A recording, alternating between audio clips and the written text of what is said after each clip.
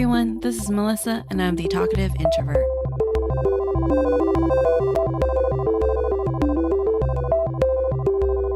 Alright, in today's episode, we're going to talk about introverts in the workplace. But before I get to that, you guys know I love to do my little podcast journey segment. So if you are just tuning in and haven't listened to my previous episodes, I'm really new to podcasting. I've never done it before. It's completely new and I'm still learning the ropes. So I've really enjoyed just this little segment, just kind of updating my podcast journey. So as of today, only episode 4 is out. So I have been recording these episodes pretty far ahead of time just because I don't know how much time I have, like how much free time I have to do these episodes. So I'm kind of stacking them all up just in case I run out of time. At least I have enough episodes to finish up the season. Anyways, so my download counts are going up even though I only have 4 episodes out. I mean, it's not a lot, but it's definitely more than I thought I would get just because like I'm not really promoting this and I'm not paying for like any ad space. It's just, word of mouth, just sharing with people, following people on Instagram, on Facebook and stuff like that. And so I wasn't expecting a whole lot of traffic going through my podcast, but that's awesome. Like at first, it was definitely just people that I know because the stats that are provided to you, you can see like the location and the city that they are downloading your podcast, and it's definitely people that I know, like specific cities. But now it's like growing. Like I have listeners in Georgia, in Connecticut, North Carolina, even someone in Germany and India. So thanks so much for listening. Like, I am surprised that you guys think this is interesting, to be honest. But it's been pretty good. Like, I feel pretty good about this. And it's been really fun, really, I like doing this. I mean, I bought a mic, so I clearly love doing this, since I'm spending money on it. Anyways. Oh, like, I forgot to mention. 1 week, my download counts doubled, in less than a week. And that just really shocked me. I was like, wow, really? People are actually downloading this and like listening. And that's really surprising to me because I didn't know people actually wanted to listen to my podcast. So again, thanks. Oh, and did you guys notice I have an intro song? Well, I mean, I had an intro song in my last one, but this one is a little different because the last one, to be honest, I listened to the last one and it's too long. Whatever. It's fine. But, so this one I hope is better. And then my brother actually sent me some samples. And so I'm going to check those out today and see if I like them. And then, maybe I'll be in the next episode.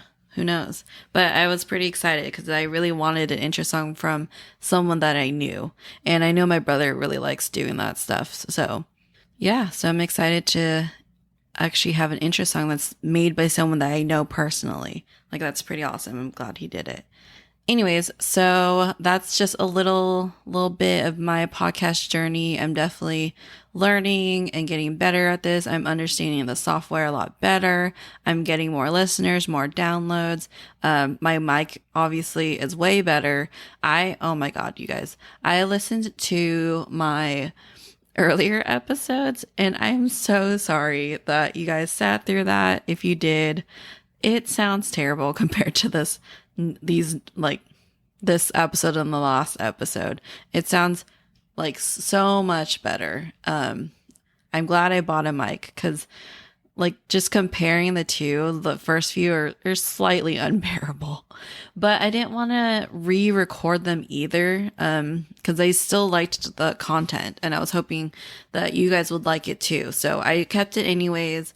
So going forward, obviously I will be using this mic and it'll sound better. And I'm glad that you guys sat through those. So thanks for listening. And I'm sorry. Sorry you had to listen to that. But man, this mic is so much better. I didn't realize like it's not even that expensive of a mic either. I forgot how much I paid for it, but It's not like $100 or anything like that. I think it was like $50 or yeah. Anyways, so getting into today's episode, I wanted to talk about introverts in the workplace. And before I get into like the main parts of the episode, I think I kind of need to explain my current job because I will be referencing it a lot. And it's your typical office job. And these articles really speak to mostly office related jobs. So just a little background of what I do currently. So when I graduated college, or not when I graduated actually, the summer before I graduated college, I left my job at Chipotle to pursue an internship with an IT company, an IT consulting company. So if you don't know anything about IT consulting, it's all project based. If you don't know what that means, basically, large IT companies have to go and bid for these projects. And these projects are all, IT related. So, for example, say DMV wants to update their software.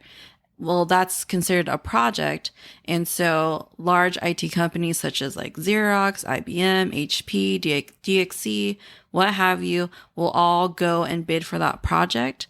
And then only one or, a couple, depending on the contract, will win that contract. And so that's your project. And projects can last from, depending on like the complexity, can last from like a few months to a few years. And so in IT consulting, you may be on the project for like 1 year, and then move on to a next project and be there for like 10 years. So it varies. And so, I'm just bringing this up just because I'll probably refer to projects, but really it's just the one company that I was with. Regardless, it's your stereotypical office job. And my work currently, so I left that company and I went over to the client side. So like how I was saying, these IT companies go and they bid for these projects.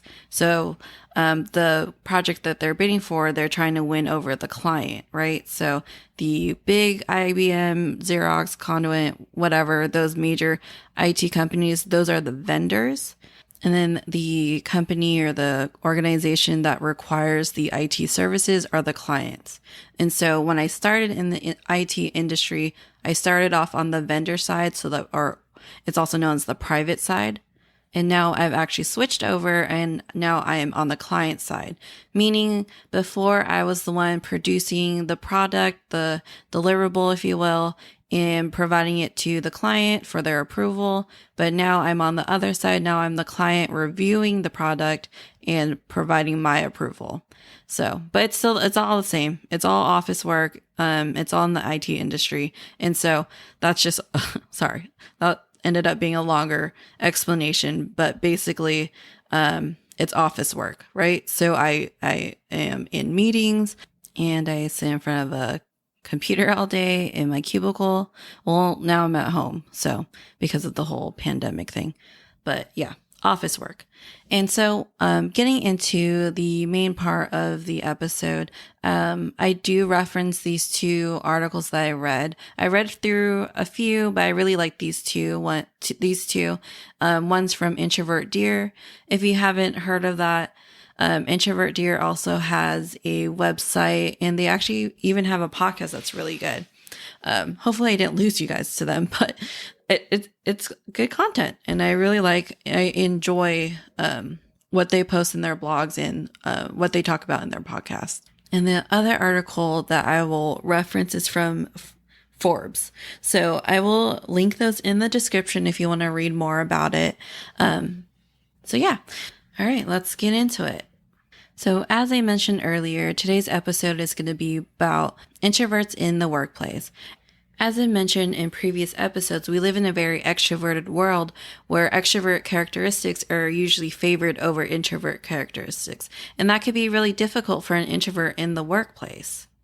So I'm going to talk about why that is, what are the type of difficulties that we face in the workplace, but also explain how advantageous it could be to hire introverts, and that introvert traits can be highly desirable in the workplace. And so, yeah, all right, let's get into it. So one of the biggest difficulties that I've noticed that it's happening and becoming ever more popular is this whole idea of the open concept office. So if you don't know what I'm talking about, have you ever watched a movie or a show where the setting is like in a Google or like Facebook headquarters, that Silicon Valley millennial type environment? Well, did you ever notice that there's no walls, no cubicles, everything's open, you can see everyone? Like even the managers have an all glass office, so like they can see everyone and everyone can see them. Basically, you can't escape the eyes of your peers. So that is an open concept office. So no one has their own cubicle or their own little space or anything like that. It's just all open. You can see all your colleagues and everyone's in a shared space. And that's becoming really popular. So I was assigned to a project temporarily where they were embracing this open concept. And it basically was just this long table, and everyone sat on this long table, and you're just separated by partitions. And so you only had like this really small space, and you don't even have a filing cabinet or any like storage space. It's just a long table and your chair, your monitor, and your computer. And that's it. You don't have anything else. All your belongings, they had like a locker room where you can go and lock up like your purse or your backpack or whatever.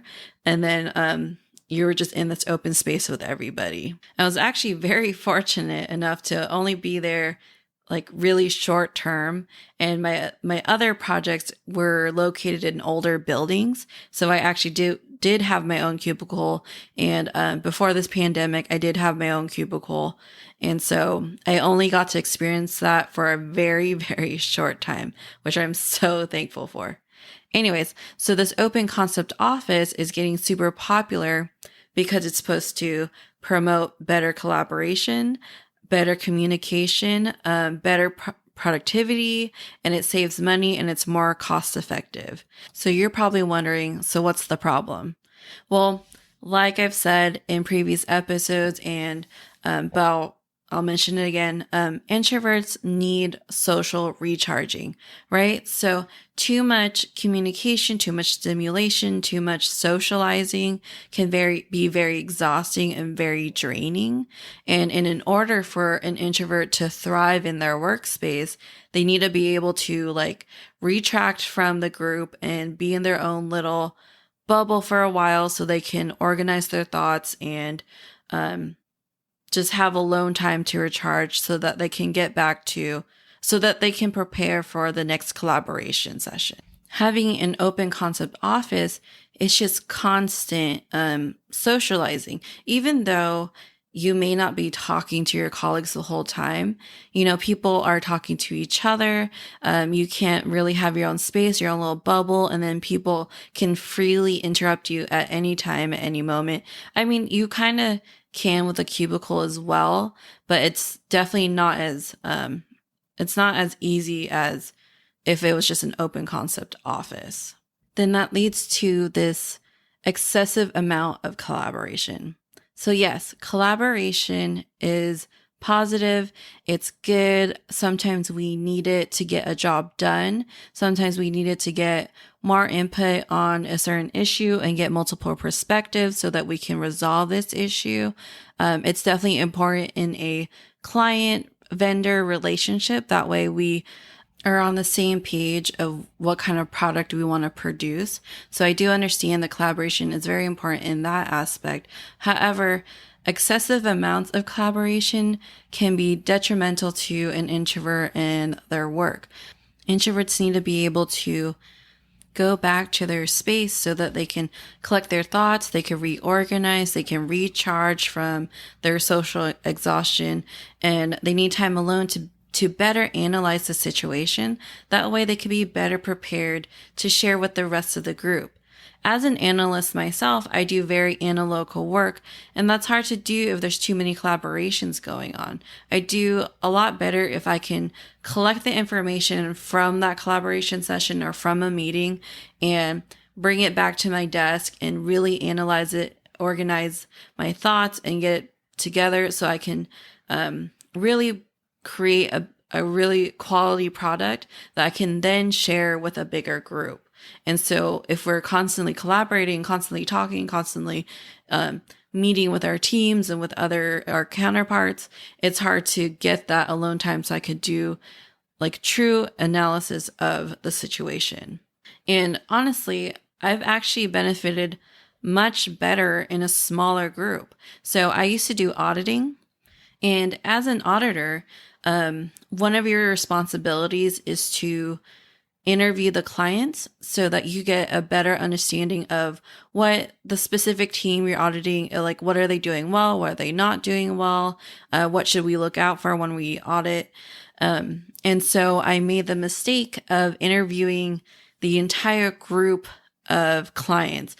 And I realized that it's actually more productive and much better when you interview them on a much smaller scale. Sometimes one-on-one is better because in a large group, people's voices get lost. People talk over each other. We go on different tangents. But when you do a one-on-one or a smaller group, everybody's voice can be heard and it's much more productive. You get much more meaningful notes that way. And so not even talking about introverts versus extroverts, but really just having that smaller group ends up being more beneficial at the end.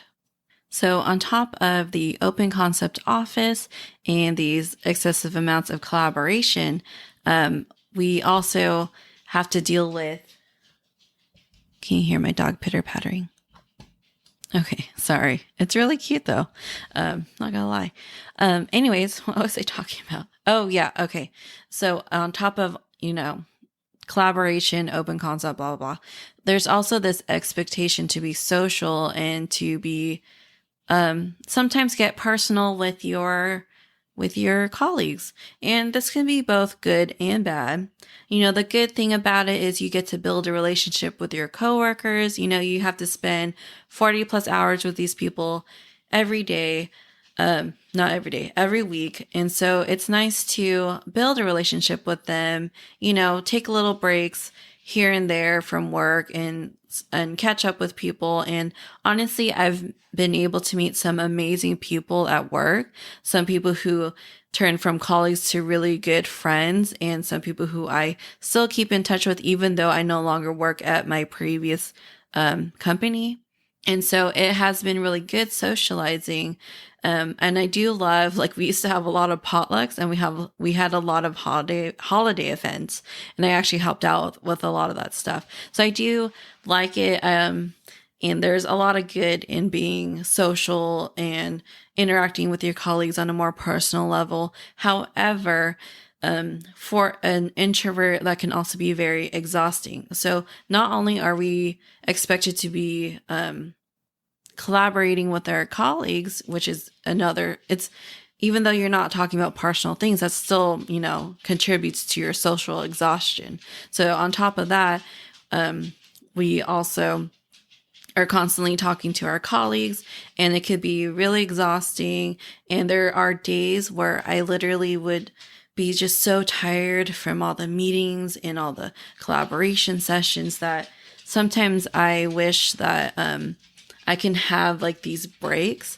And honestly, this quarantine, I know that COVID-19 is not ideal. We don't want a virus, but this quarantine situation has been really great. My productivity level has gone way up. I am not as socially exhausted as I used to be. I used to get just tired because we used to have so many meetings. I mean, we still have so many meetings, but at the end of the meeting, I just hang up my phone and that's it. Then I could just, I'm just at home by myself and I could just go straight to doing what I need to do for work so I can get it done. And actually, this whole quarantine, that's kind of how I found out that there's actually a lot of introverts at my work, because we do keep in touch. We have team meetings. Sometimes we have to call each other and we'll just, chit chat a little bit and just ask how we're doing and how's quarantine going. And a lot of people actually love it. They love working from home. there's this quiz that our organization sent out because we don't do teleworking permanently. Before we were 100% in the office. We only worked from home if we absolutely needed to work from home. And so they sent out this quiz for all the employees, and they're asking, like, how do you like teleworking? How do you feel about teleworking becoming a more permanent thing, even beyond the pandemic? And it was almost unanimous, you guys. Like, people love it. People love to work from home. They talked about how productivity is way higher. They talked about how they're not interrupted as often by colleagues, stopping by their cubicles to chit chat, and they're able to get more work done and get work done faster. And so it's crazy. And then I've talked to some colleagues who are like, yeah, I don't miss going to the office at all. Like, I hope we can do this forever.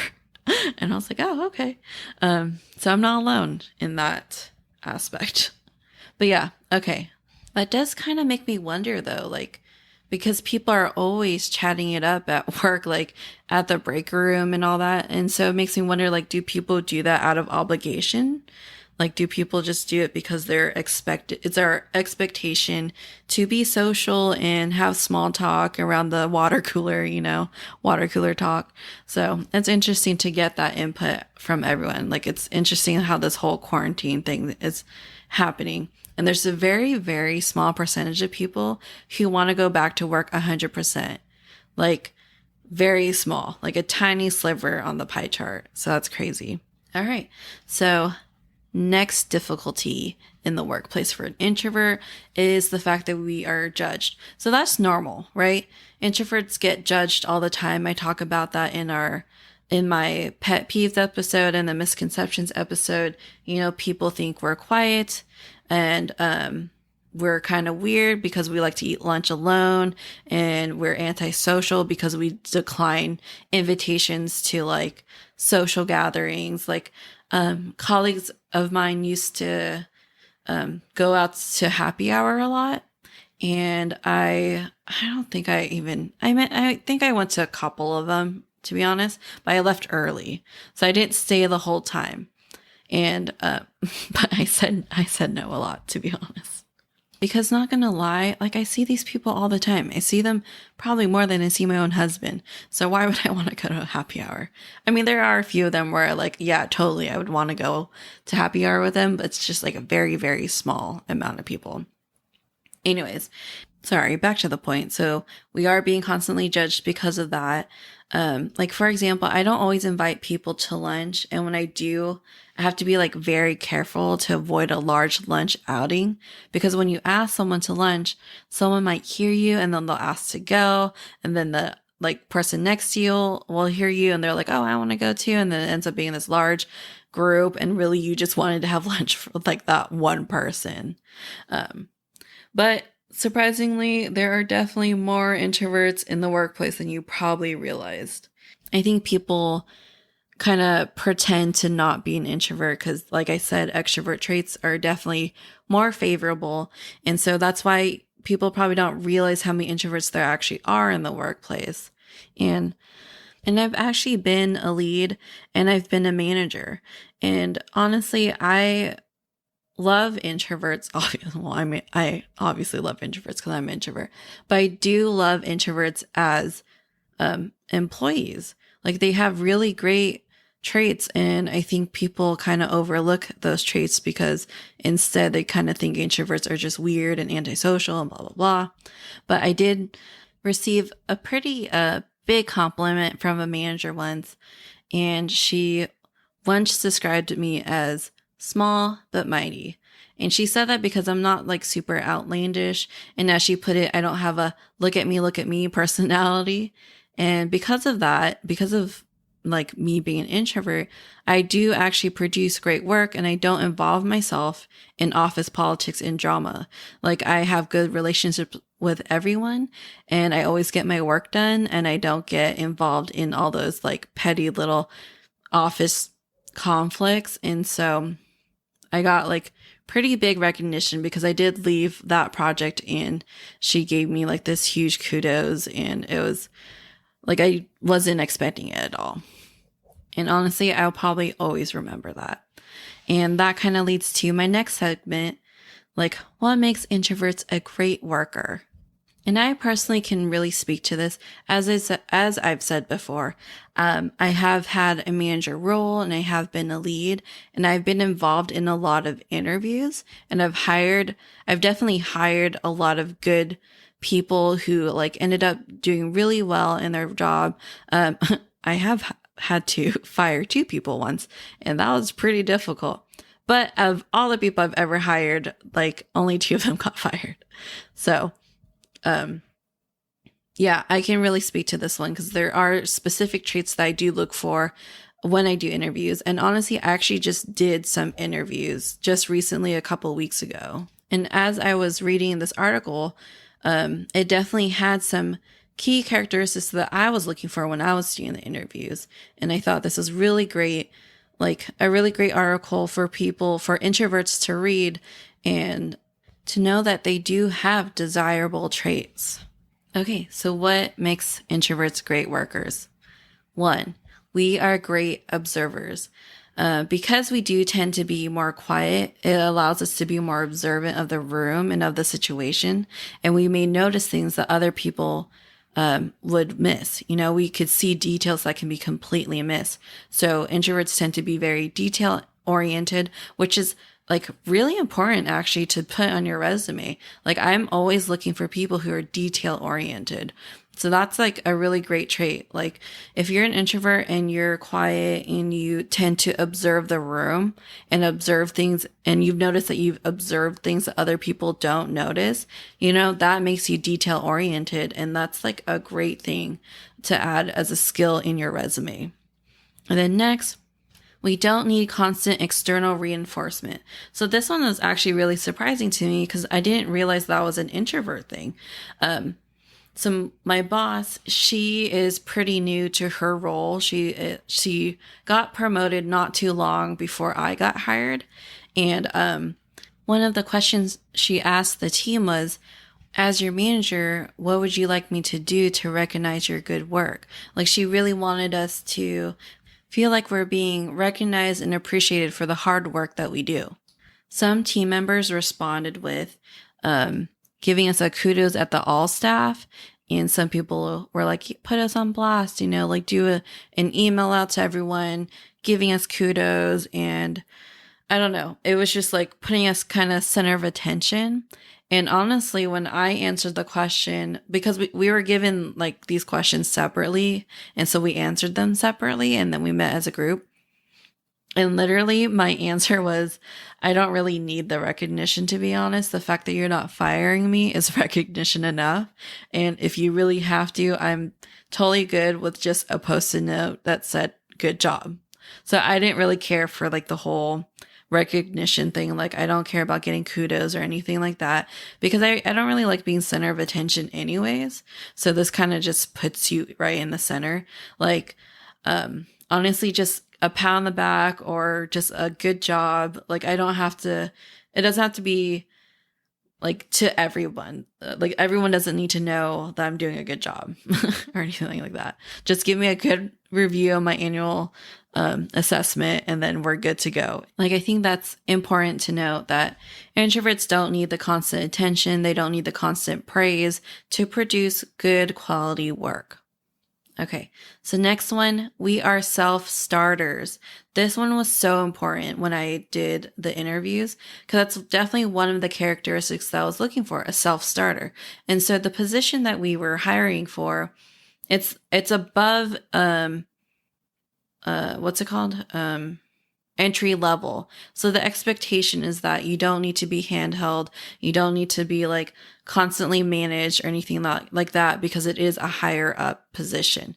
And so this one was like really big on my list, and introverts tend to be self-starters, you know, and this is a great one to put on your resume if this does resonate with you, because introverts don't really need like constant attention, like I said earlier. And so they tend to not need a lot of supervision. They can typically, you know, take a project and then run with it and then do their analysis and all that.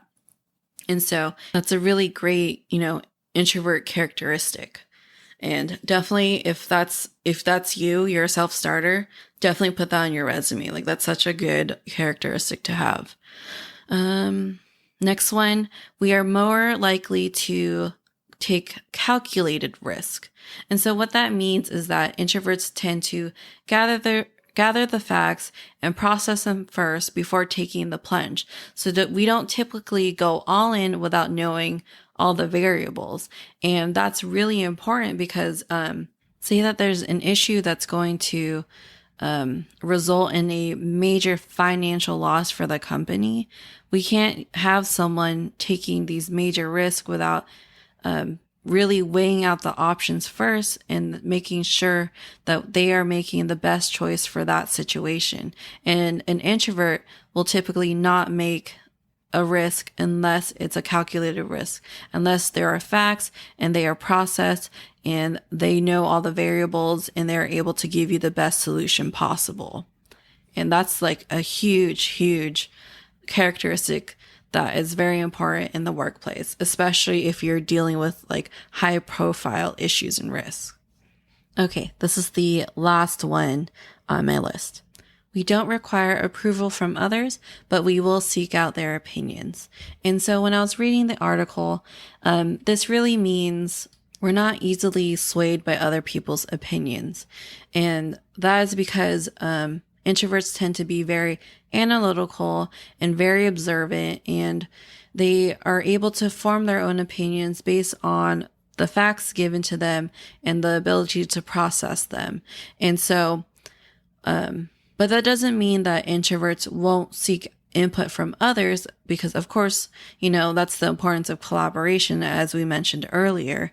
But because introverts are typically very observant and analytical, they don't usually need to rely on others to form their opinions. And which is a really great trait, because then you end up being the subject matter expert, like you end up being the person that people can go to and rely on for your opinion. And you're the person that they can go to for input on how to solve certain situations, which is an awesome trait. That's being a great team member. And that's something that's a really great characteristic that you can put on your resume and that you can talk to during your interviews. So in conclusion, I hope this episode was very informative for both an employer and for the employee. Hopefully employers will understand introverts a little better, understand why they are the way they are, and understand like how certain aspects of the office or of the workplace can be a little difficult for the average introvert. But then to also recognize that introverts are great colleagues, are great workers, and definitely have amazing, desirable traits that any employer would be lucky to have as part of their team and part of their department. There are a lot of great things about being an introvert and having an introvert in the workplace. And no, we're not super vocal people, may not be super outgoing, but as my manager put it, we can be small but mighty. All right, guys, I hope you liked that episode. If you did like it, please like, follow, subscribe, whatever you need to do to stay informed of new episodes. I am on Spotify, I am on Apple, Google, even YouTube, though my YouTube channel is like dead. I probably got like only a couple views. I'm still on there if you don't want to use any of the other platforms. I have Facebook, Instagram. I also included my Gmail account. So if you guys want to send me an email, send me a comment, what have you, I would love to hear from you guys. I would love to hear from introverts, what is your struggle in the workplace, and then like employers, what do you love about introverts and what do you love about your introvert employees and what characteristics are you looking for? So yeah, let me know what you thought about this episode, and I would love to hear from you guys. Thanks so much for listening, and I will talk to you guys in the next episode.